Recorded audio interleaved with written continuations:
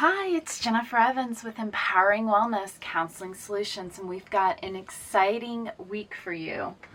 We are talking all about the bad brain and how our past, and actually how our family's past, even before we were born, we were destined to react in certain ways and have certain behaviors. And so we are getting into what is my book, Saying Goodbye to Bad Brain. We are going through basically everything that is in here and why we act and react the way we do, and why we shouldn't find any shame to our behaviors. It all comes down to the brain is just another organ trying to survive, and so we act and react in very predictable ways.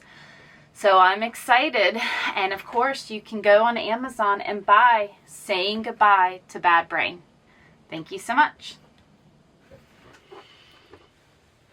Hi, it's Jennifer Evans with Empowering Wellness Counseling Solutions, and today we're talking about the neuroscience of trauma and success and how they are more related than they are different. So trauma operates silently in the background of our lives. We have implicit messaging in memory that is really there for our survival. And trauma is a high stress experience where it is entwined with our feeling of survival. So it is a necessary driver, if you will, for being able to survive and mitigate stress. And stress is a part of building success. As we know, and you can go back to previous videos on the barriers, what holds us back from success is being in a comfort zone is a part of what holds us back from success. Also, having limiting beliefs holds us back from success. All of these things are implicit messaging that's happening as a result of trauma. And so it's sitting there and creating these deep-seated beliefs of whether or not we have the capacity to do something. And as stress comes on, as we go outside of our comfort zone to seek trauma, as we move against the kind of common ideas and themes and external validators to focus on ourselves, which is a part of what success is, we're going against a current. And so stress is going to come, and when stress comes on, our stress reactions come on, and those are some implicit messagings that's happening in the brain to create these internalized messages and, programming that we've had since childhood. Sometimes before we've even been born, these messagings have already been in there in our genes, as we found out yesterday. And so there's a lot of neuroscience that comes in. We talk a lot about the amygdala and how that is, a long set of doorways where it's just scanning and running up and down the hallway at every past stressor we've had. And the messages will come out from where we're at as we hover in those doorways. We also have what's called the hippocampus. And the hippocampus really integrates our experience into coherent memory. So it is the factory that's building the messaging through our memories. And so trauma can impair its function as the body becomes, high stress and trauma actually creates a phobia with the body. And so the hippocampus, when we start to repress our memories and we start to suppress and some of the high trauma things that are happening, and we get fearful of that coding process. And so we'll actually block or shut down that factory. And it fragments the memories, and it makes it hard to build new memories. And then when it's hard to build new memories, then we feel this lack of capacity to be able to succeed or do better. So there's multiple implicit messaging around these fragmented memories. And then we have a variety of implicit memory, which is long-term memory that operates unconsciously. There's no recall on it, but it does influences our behavior, our emotions, and the physiological responses that we have without even having any type of conscious awareness of it. scary, but it's not. There's so much value. It's scary because it's unknown and it feels like we have no control, but the more awareness that we bring around it, the more that we feel and we realize how much agency we actually have. And so the types of implicit memory that we have is we have somatic memory, which is it stores our body and our manifestation of physical sensations, tension, or pain. So we build this implicit messaging of where we keep our trauma, where we keep our resiliency. And so The Body Keeps Score is a great book that helps you understand where these sensations are and how to let them go. Because they will get stuck with chronic tension and inflammation. And a lot of fibromyalgia, arthritis, we're finding is connected to trauma. It's the negative energy that we hold on to and we cannot let go. The autonomic implicit memory is patterns stored in the autonomic nervous system, which controls our involuntary function, that parasympathetic and sympathetic response. So as we find that we are in a place for the autonomic system to kind of keep kicking on and giving us the endorphins, giving us the cortisol for that fight, flight, or freeze, we're dysregulating that autonomic nervous system, which will then create difficulties in our digestive tract, difficulties in our cardiovascular health, and difficulties in our pulmonary health, our breathing. We find that we're just constantly in a place where we are fight, flighting, or freezing, and we're changing how our heart rate and our breathing is, and that automatically also goes into our gut health and our ability to digest our food. And again, a lot of inflammation. When we have high stress, that's where the inflammation is we're not able to have the rest and digest system happening like it needs to. And implicit memory drives trauma responses. And so it's the amygdala going into a survival state.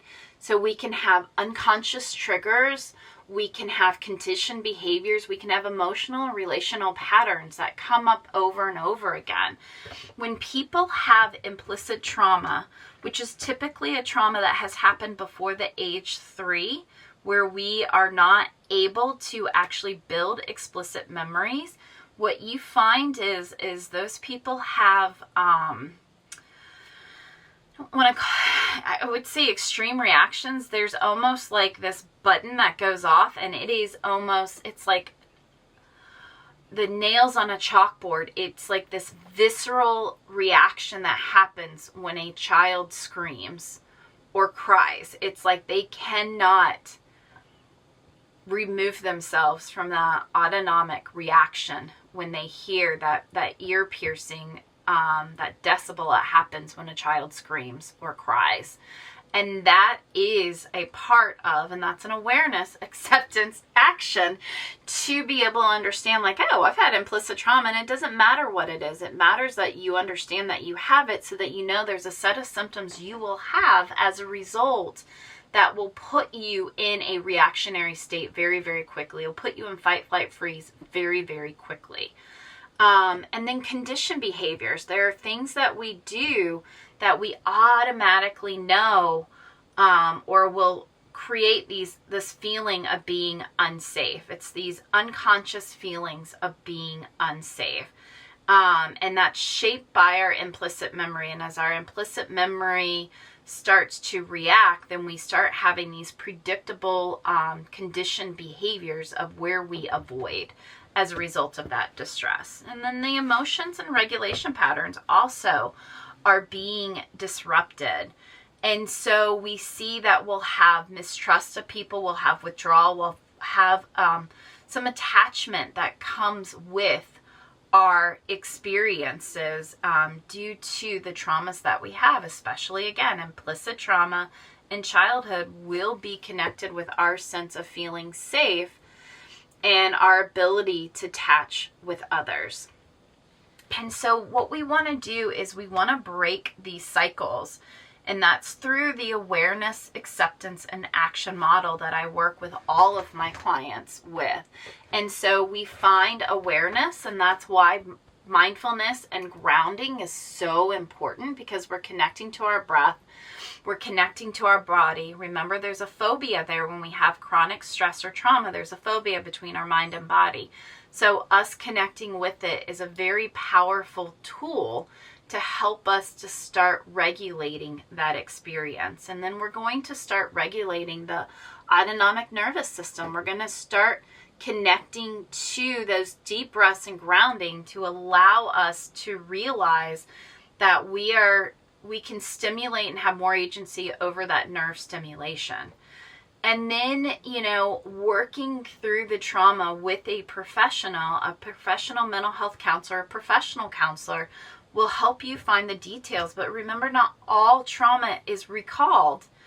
And so you want somebody who has the expertise of understanding implicit trauma to understand how to reprogram your brain. Somatic therapy is great for reprogramming your brain through your body sensations. And then we're rebuilding through trauma therapy. What we're doing is we're rebuilding the neural network.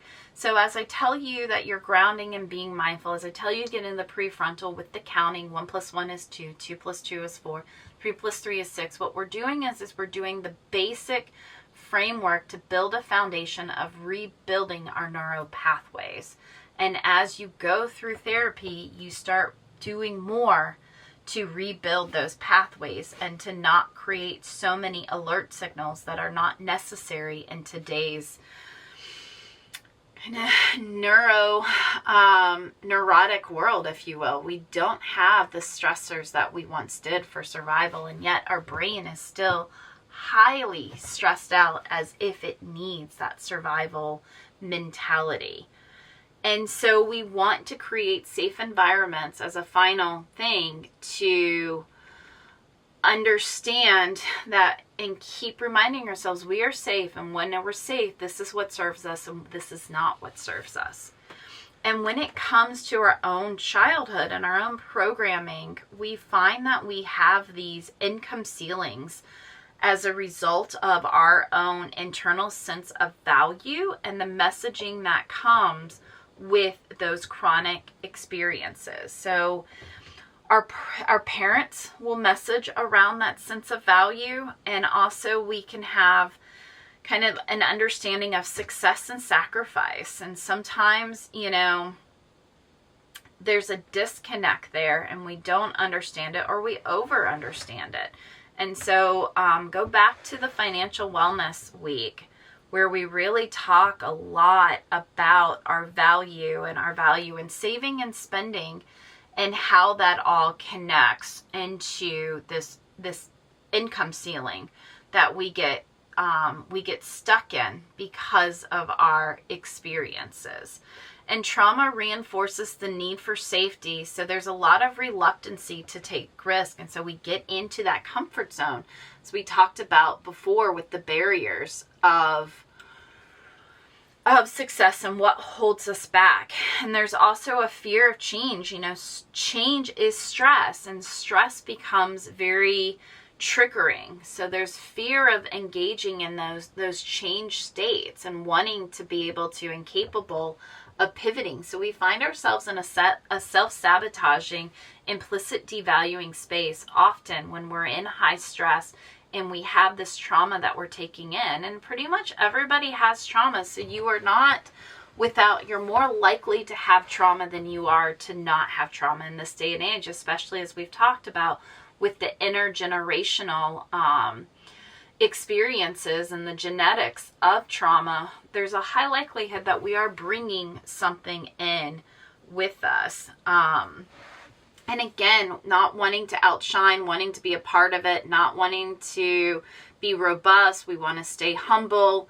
All of these are subconscious ceilings for achievement that we want to be able to break through. And when it comes to past wounds, we often find ourselves a double root in trauma when it comes to imposter syndrome, that we instill feelings of inadequacy, making individuals question their competency and worthiness for success.